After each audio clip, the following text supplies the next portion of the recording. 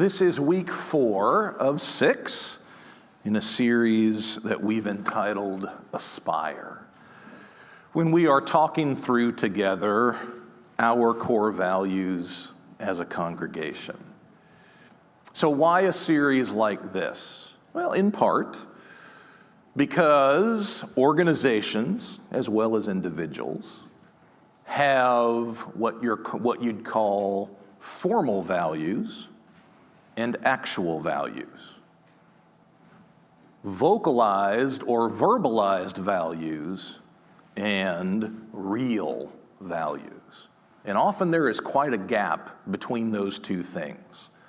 It's the distance between what you say is important to you and what your actions and priorities and words would show someone is important to you.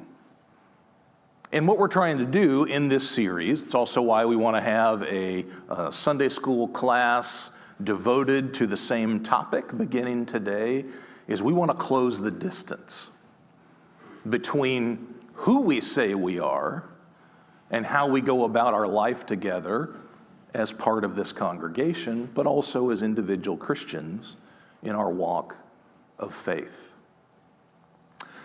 Just as an aside, there's someone named Greg Waddell who teaches on this broad subject. And he says that if you as a person or we as an organization want to close the distance between our formal values and our actual values, we need to do 4 things. Number 1, we need to plan to experience our core values. So it's not enough for us to talk about things like community, spiritual growth, and so forth. We have to find ways for us to do that together, to experience that together, and then learn from that experience. He says we have to model the core values for one another. So if we say that we're going to live in a kind of caring and respectful community, then that's how we need to exemplify the core value to one another. It's not enough to say it, we actually have to do it together and see it in one another. We have to measure our core values. Not just one person's opinion or another person's perspective, but are we taking time throughout the year, periodically, to measure how we're doing at these things? And then do we reward the core values? What do we celebrate as a church? What do we give thanks for publicly as a church? What we should do is celebrate and express gratitude for all the ways that we see groups and people and the congregation at large living into these core values. And the more we do those 4 things, the more the gap will close between who we say we are and who we actually are. So today is core value number 4, which reads as follows. And I will tell you, having been a part of the creation of these core values, this core value is drawn from that opening reading that we did together from the Book of Order. So it reads as follows. Core value number 4, openness, reformed and always reforming. As a PCUSA church, we seek to be open to God's continuing work of reformation within our church so that we will be more effective in our God-given mission. We recognize that we are in a rapidly changing world in which new challenges, needs, opportunities, and questions arise constantly. So we must be open to responding with energy, intelligence, imagination, and love, while being guided by our Christ-centered values. Now, I don't know how that lands on you this morning, but let me tell you how it landed on me this week. That is an extraordinarily brave and courageous core value to have in America 2025. In fact, you might say it is a countercultural core value. To seek to be open like that within a society whose collective mind seems to be closing rapidly. if you will, this core value swims directly upstream against swift currents that seem insurmountable. So, an aside. When I was doing my last degree, before I started it, someone told me, hey, if you're going to survive and not drown, you need to learn how to speed read. Which is true, because someday catch me, and I'll tell you the horror story of the class I had to take where we had to read 10,000 pages in a semester, which I assure you I remember very little of it, but I was grateful that I learned how to speed read.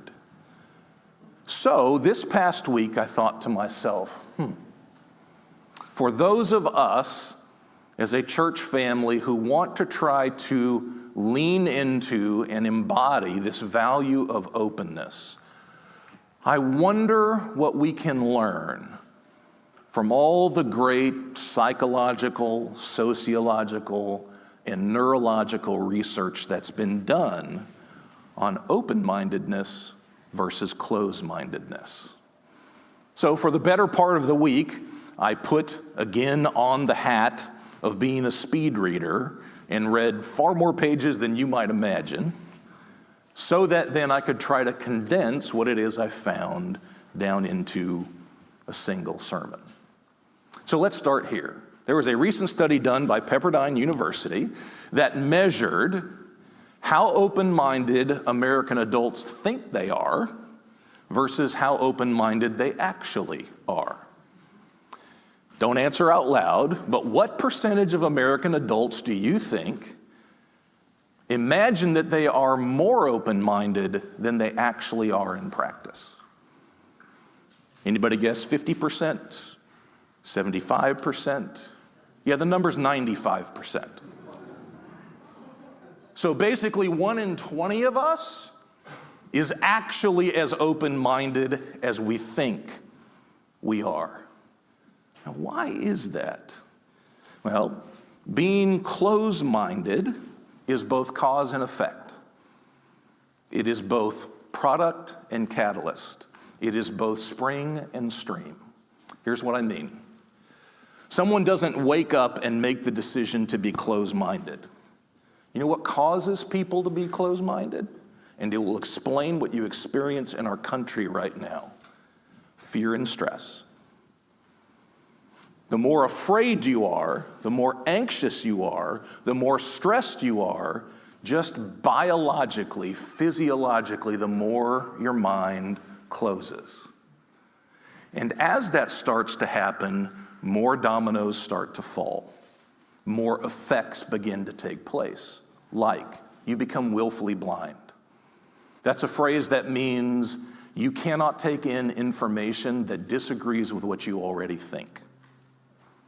Or you commit the error of confirmation bias, where you only look for information that you already agree with. So a closed mind is a product of fear and stress, and then it begins to cascade out in your life. And eventually a closed mind becomes two things at the same time. It becomes extremely rigid and extremely fragile. So, what I tried to do today, well, one more thing. As you think about where you fall on the closed-minded versus open-minded spectrum, you should probably spend some time talking about or thinking about your generative, externally generated thinking. Now, what's that mean? Well, hopefully this is not news to you, but how you view the world, what you think about any particular issue, you didn't just come up with that yourself. There are a whole lot of forces external to you that have shaped your worldview, your priorities, etc. And that comes to bear in how open or closed-minded you are. For example, what was your family of origin like? Were you allowed to disagree with mom and dad? Were you allowed to disagree with mom and dad's values, their morals, their way of going about life? If the answer is no, you can see that that's something from the outside that then shapes how you will likely live the rest of your life without some work and self-awareness. What about your circle of friends? The people you spend the most time with now. Are they characterized by being open-minded or closed-minded? Well, guess what? They are going to have an external effect on how you come at the world, new information, change, etc. And on it goes. What about formative relationships in your past? Like in the educational system. Did you have teachers who encouraged you thinking creatively and imaginatively and out of the box?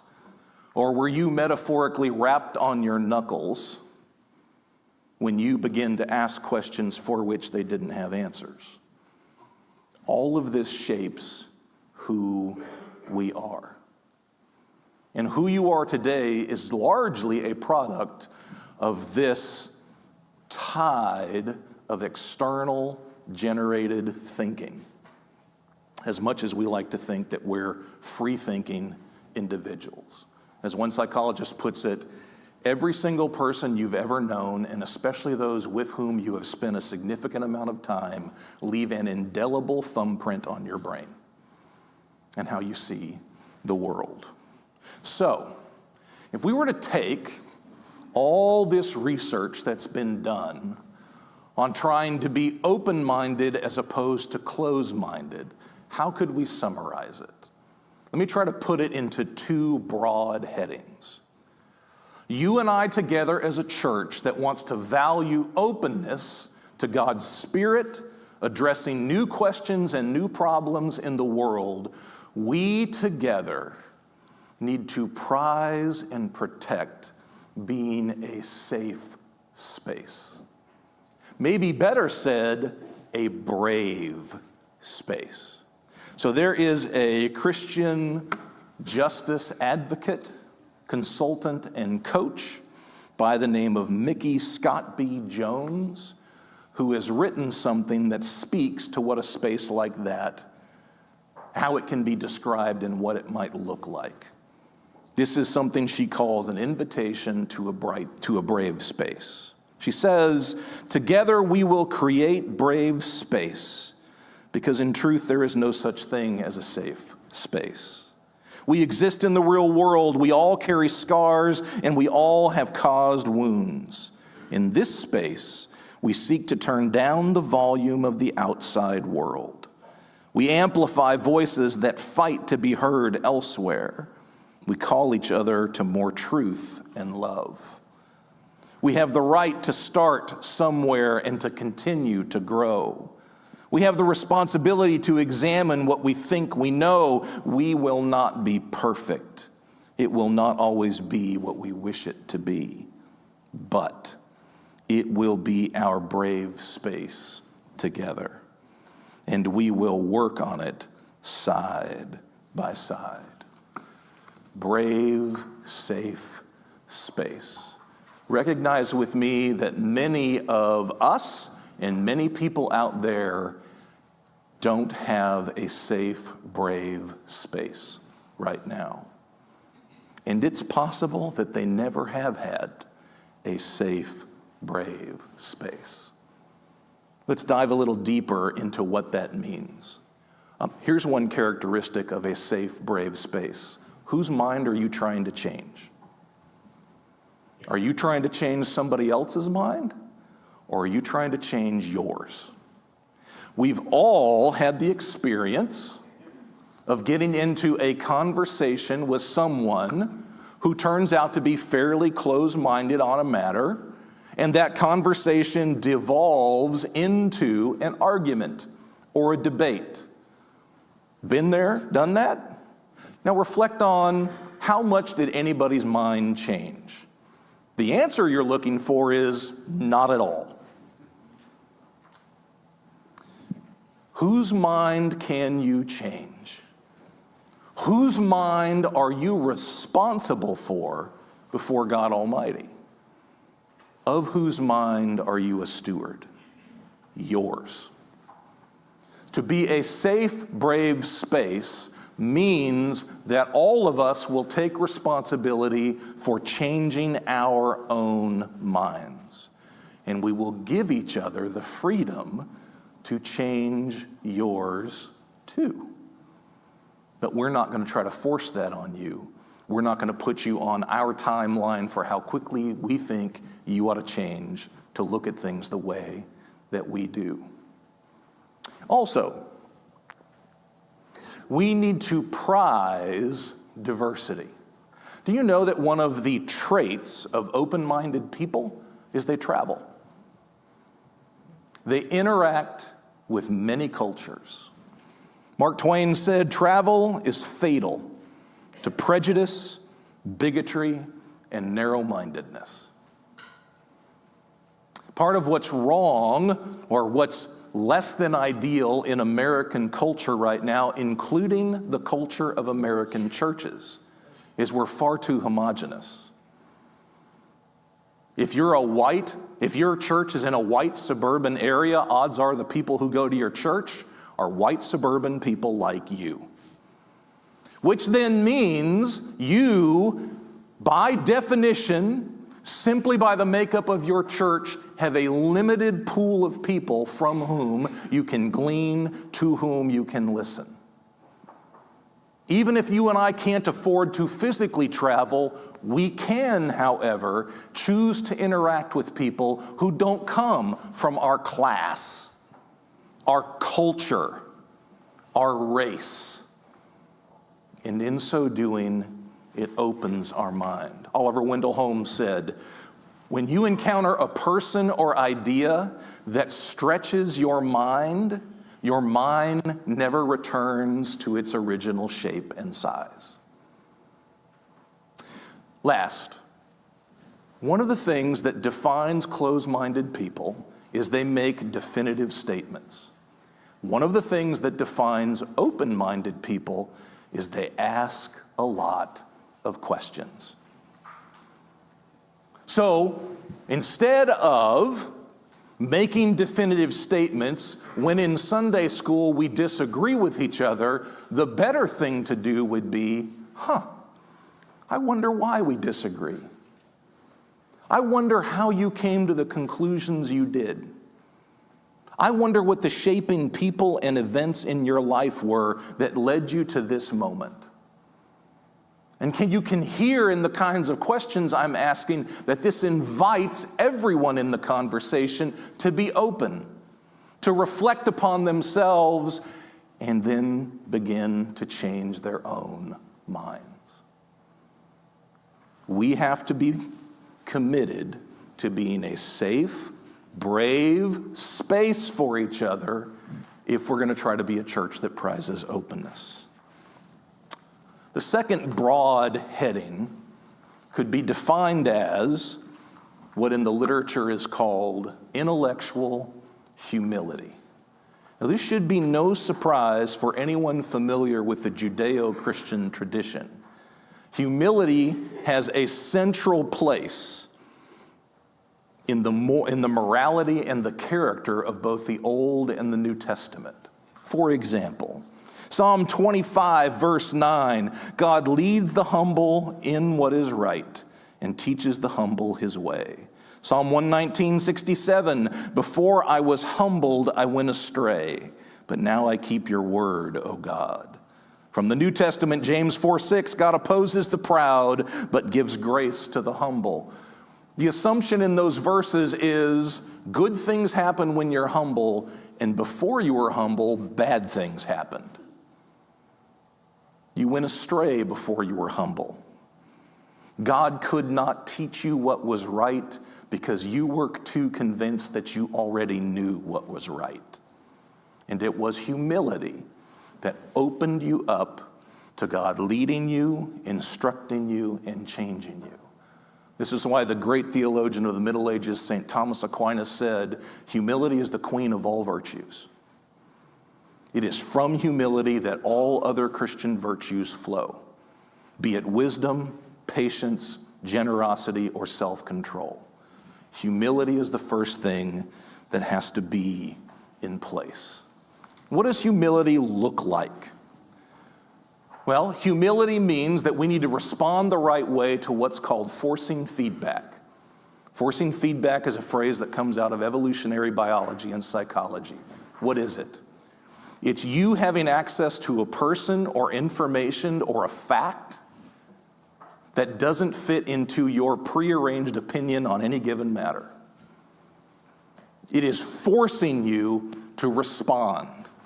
And in that moment, you can do one of two things. A closed-minded person ignores it, glosses it over. An open-minded person adapts and begins to use it to change how they look on any particular topic or subject. The literature on open-mindedness would also tell you that the more you understand something, the more humble you become. There are exceptions, of course, but the more expert you get on any given subject, the more humble you will become. This allows me to share with you something that I find exceedingly funny from the writing of Adam Grant, who is an organizational psychologist from Brown University. It is something that he uses to describe what psychologists call the Dunning-Kruger effect. You are at the most dangerous place when you understand something a little, not when you understand something not at all or a lot. And the reason is, when you understand something a little, you are at your most confident about that subject. You are the most willing to opine and wax eloquently about that subject. Up on that graph, he's charting two things: how much you know about something and how confident you are about it. And he just, in a most humorous turn of phrase, calls it Mount Stupid. That when you know a little, but you're willing to talk about it a lot, you are taking up residence on Mount Stupid. So together, if we want to be an open church, we have to be willing to get past simple, pat, easy answers. Even if you've been in church a long time and you've learned a few things about this or that, this topic or that subject, we have to be willing to get past the sentence or the phrase on the page. Because the more that we learn, the deeper that we go, the more humble we become. The more open to ambiguity and complexity. The more willing we are to let each other be wherever it is we are on the journey, even if we don't all agree. Writing about all this, the need for intellectual humility in all the various forms listed up on the screen, one of the researchers on open-mindedness says it this way: ignorance is our deepest secret, and it is one of the scariest things out there. Because those of us who are most ignorant are also the ones who often don't know it or don't want to admit it. Here's a quick test. If you have never changed your mind about some fundamental tenet of your beliefs, if you have never questioned the basics, and if you have no wish to do so, then not only is it that you are ignorant, but it's just as likely that you will remain so. End quote. How committed are you and I to being a church that is open? Open to the new challenges we will face. Open to the changes we need to make. Open to what God's Spirit prompts in our midst. We will be able to be more open than closed if we are a safe, brave space for each other. And if we take as the queen of all virtues, humility in how we speak, how we process, how we dialogue, how we learn, and how we change. So I want to end the sermon today with some prayer. And we're first going to start by using our body, and then we're going to pray something aloud together back and forth. These are pictures that we used last week during the congregational prayer when we used our body, but we're going to use these pictures in a different way this week. So, I want you to get quiet for a moment and still your heart and your mind, and I want you to clasp your hands in front of you like the picture on the screen pretty tightly. Tightly enough that you feel it. And in the quiet, what I want you to do is just talk to God for a moment about your own closed-mindedness. Maybe even about the subjects, the topics you've been very closed about. Talk to God for a moment about that.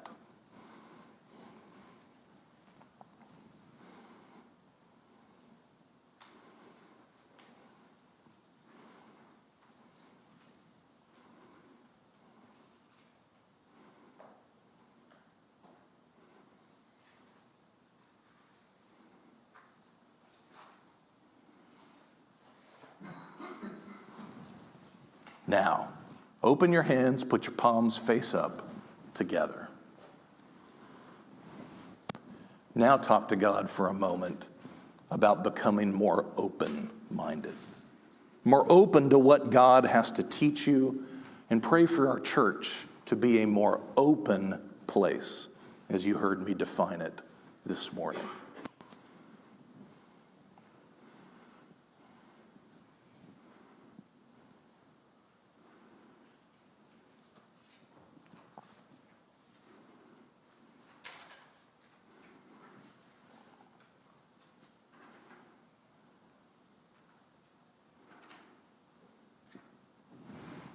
Now let's pray together.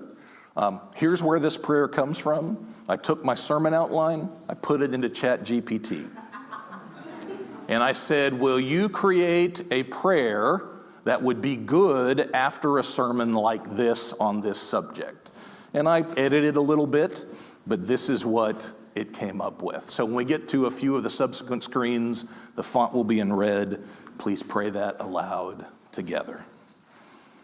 Giver of all wisdom and truth, we come before you not asking to be smarter or more knowledgeable, but to be more humble, curious, and respectful of others with whom we might disagree.